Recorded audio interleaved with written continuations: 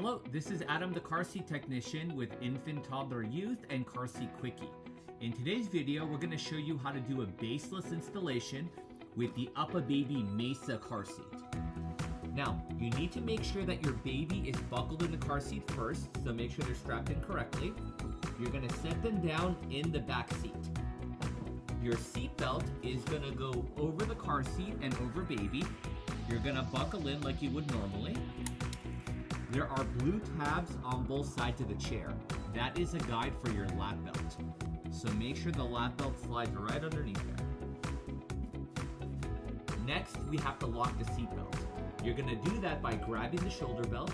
You're gonna pull it out all the way as far as it can go. And now when it retracts, you're gonna hear a ratcheting sound. That ratcheting sound will let you know the seat belt is now in locking mode. So now we can go ahead and tighten it. So grab your shoulder belt with one hand, push down on the car seat with your other, and you want to try and get it in there nice and snug. All of the loose slack you're pulling, make sure to feed it back into the car so that way it continues to lock. The way to know this is tight enough is with one hand, grab it from either side of the car seat, try and grab it near the blue because that's where the seat belt is. As long as the chair does not move more than an inch from side to side or front to back, you know it's tight enough. Never test car seats on the back, because this is going to move no matter what, and that's where it's supposed to move. If an accident were to happen, the car seat absorbs the crash force and redistributes it. Instead of the force being released on the baby, it's released on the back here. So don't worry about this part here.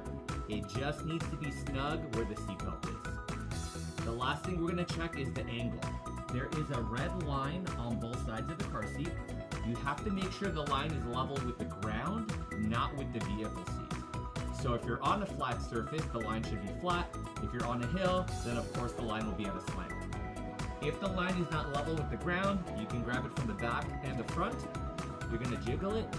You're going to reposition the tilt and make sure you get it as level as possible.